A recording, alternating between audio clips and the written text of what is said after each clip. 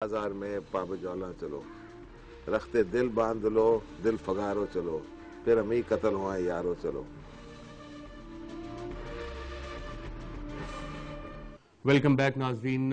Governor Punjab جناب سلمان تاثیر کو آج جاں بحق کر دیا گیا اور انہی کی سیکیورٹی ڈیٹیل کے ایک اہلکار نے ابھی ہمارے پاس لیٹسٹ اطلاعات آ رہی ہیں کہ پنجاب حکومت نے وفاقی حکومت کو ایک ہائی پاور جوڈیشل انکوائری کا کہا ہے اور ساتھ ساتھ ایک آفیسرز کی انکوائری کمیٹی بھی بٹھائی ہے جو تمام سرکاری افسران اور منسٹرز کی سیکیورٹی ارینجمنٹس کو ایک دفعہ دوبارہ سے ریویو کرے گی اور اس میں اگر کوئی گیپس ہیں اور ان کو آئیڈینٹیفائی کر کے حکومت کو تجویزیں دے گی کہ اس کو کیسے مزید بہتر کیا جا سکتا ہے۔ ناظرین، 29 نومبر سن 2010 پچھلے سال گورنر پنجاب جناب سلمان تاثیر نے رپورٹر کو ایک انٹرویو دیا اور اس کے کچھ کلپس ہم آپ کو دکھاتے ہیں کہ اس میں ان کے جو لبرل ویوز ہیں وہ کس طرح سے سامنے آتے ہیں۔ تاثیر صاحب، بلاسفیمی لا کس کے دور میں بنا اور اس کو سیاسی سپورٹ کس کی حاصل ہے؟ دیکھیں، یہ لا تو شروع میں تو انگریزوں نے بنایا تھا، لیکن یہ ہر مذہب یعنی ہر رسول کے لیے تھا کہ آپ انسائٹ نہ کریں لوگوں کو، اور وہ بڑا ایک پھیکا سا لا تھا۔ جنرل ضیاء الحق کے زمانے میں اس کو دان دیے گئے اور جس طرح اس کو بنا دیا گیا اور اس میں جو سختیاں لائیں، پھر 1992 میں نواز شریف کے دور میں انہوں نے اس میں اور سختی کی اور اس میں موت کی سزا جو ہے وہ لازمی، اس کو لازم قرار دے دیا گیا۔ اب بات یہ ہے، یہ قانون ہے جس طرح ہے، یہ کوئی خدا کا قانون نہیں ہے اور ہر قانون میں آپ تبدیلیاں لا سکتے ہیں۔ اگر آپ 8ویں ترمیم لا سکتے ہیں تو آپ یہ بھی لا سکتے ہیں اس میں چینجز، اور اس کو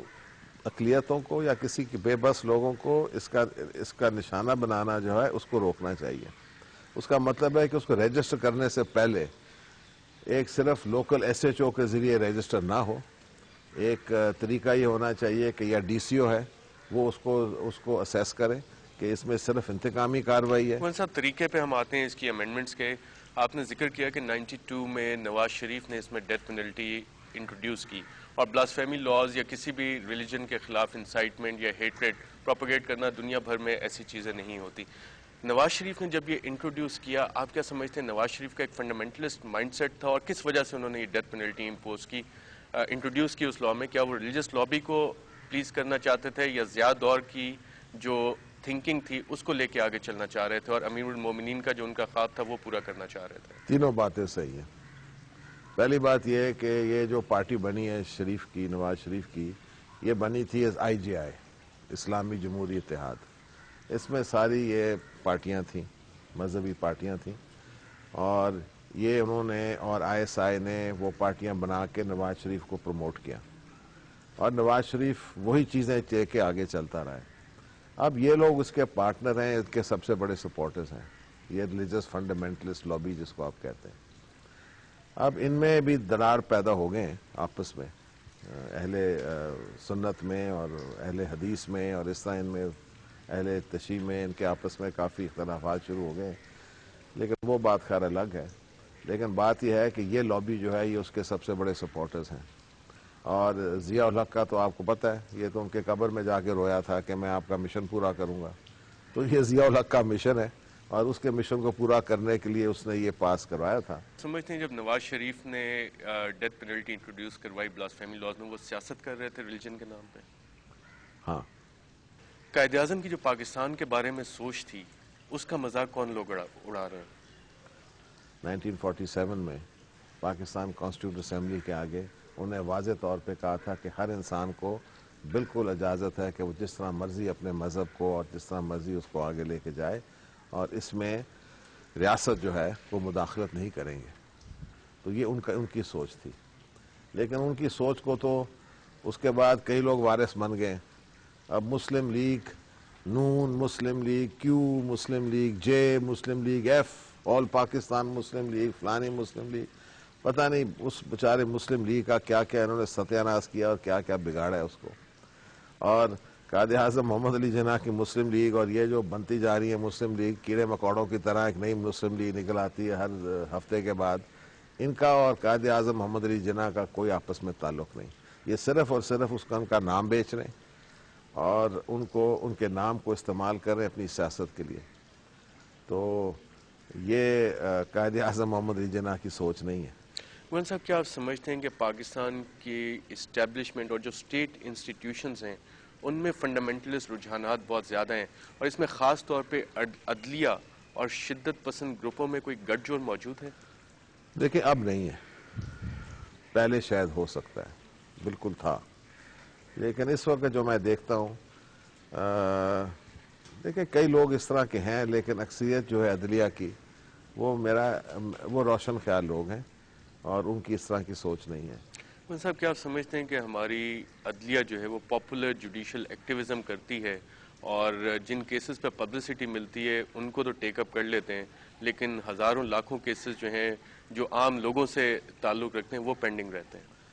آپ کیوں مجھے توہین عدالت میں پھنسا رہے ہیں؟ ہم فیکٹس پہ بات کر رہے ہیں، فیکٹس ہیں کہ جی ہزاروں لاکھوں کیسز پینڈنگ ہے، پینڈنسی بہت زیادہ ہے، جس پہ چیف جسٹس صاحب نے بھی کہا ہے، لیکن جب ہم دیکھتے ہیں ہائی پروفائل پولیٹیکل کیسز جو گورننس سے ریلیٹڈ ہیں، جس سے عام آدمی کو شاید فائدہ نہیں ہو رہا،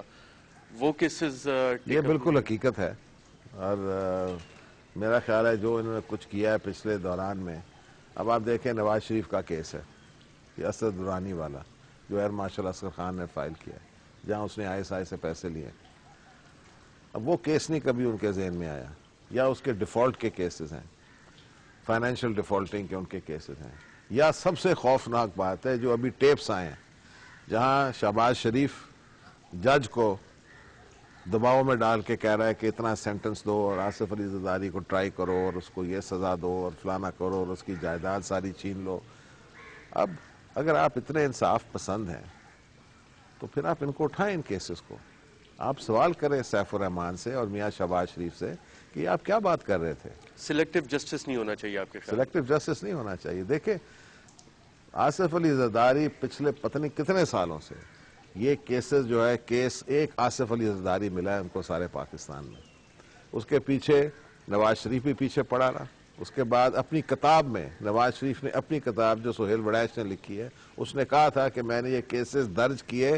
under political pressure, under institutions میں، ان کے دباؤ کے تحت میں نے یہ کیسز بے نظیر بھٹو اور آصف علی زرداری پہ کیے تھے۔ یہ بقول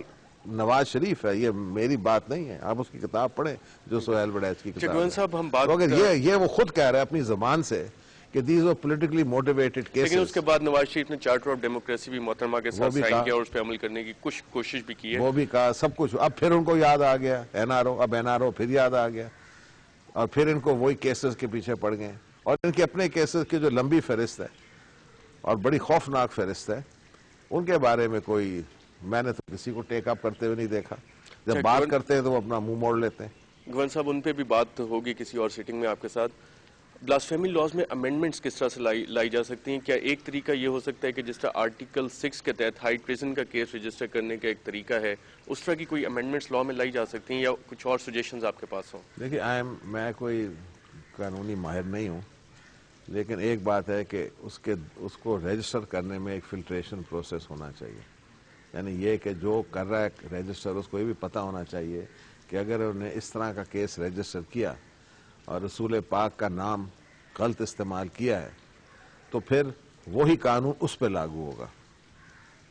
پہلی بات۔ حضور صلی اللہ علیہ وسلم کی اسوہ حسنہ سے ہمیں پتہ لگتا ہے کہ انہوں نے اپنے بدترین دشمنوں کو بھی معاف کر دیا۔ ہمارے ملک میں یہ ایسی سوچ کیوں ہے کہ حضور صلی اللہ علیہ وسلم کے نام پہ ہم لوگ قتل و غارت کرنے پہ ایک دم آمادہ ہو جاتے ہیں؟ جہاں سینکڑوں لوگوں کے خلاف اس قانون کو استعمال کیا گیا ہے تو اس کی بدنیتی جو ہے وہ تو صاف واضح ہو جاتی ہے، اور اس کے بعد اگر آپ نے اس کیس کو، اگر اس لا کو رکھنا بھی ہے تو اس لا میں بالکل ایسے پروٹیکشن ہونا چاہیے کہ نہ کوئی غلط الزام لگا سکے، اور اس کے بعد اس کے جو پروف ہے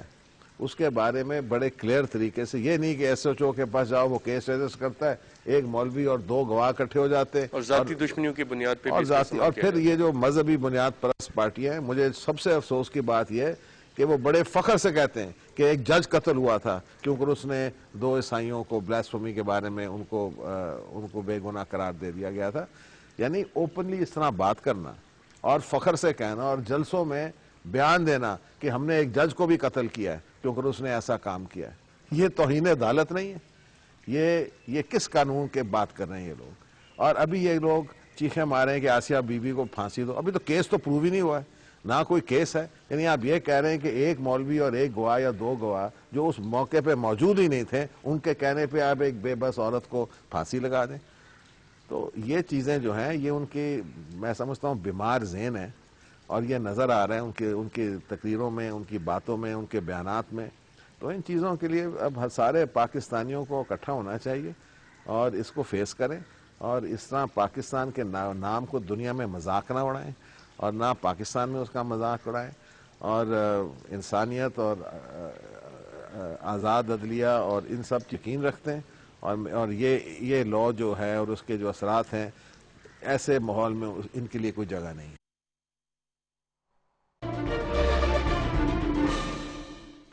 یہ تھے گورنر پنجاب جناب سلمان تاثیر صاحب, جو اس انٹرویو میں بتا رہے تھے کہ آج کا پاکستان ہے شاید وہ قائد اعظم کا پاکستان نہیں ہے. اور انہوں نے اس رجحان کی طرف بھی اشارہ کیا کہ جو مذہبی جماعتیں مذہب کے نام پہ یا بلاسفیمی کے نام پہ قتل کو جسٹیفائی کرتی ہیں, ایسے رجحانات معاشرے میں نہیں ہونا چاہیے. اور انفارچونیٹلی گورنر پنجاب جناب سلمان تاثیر صاحب ایسے ہی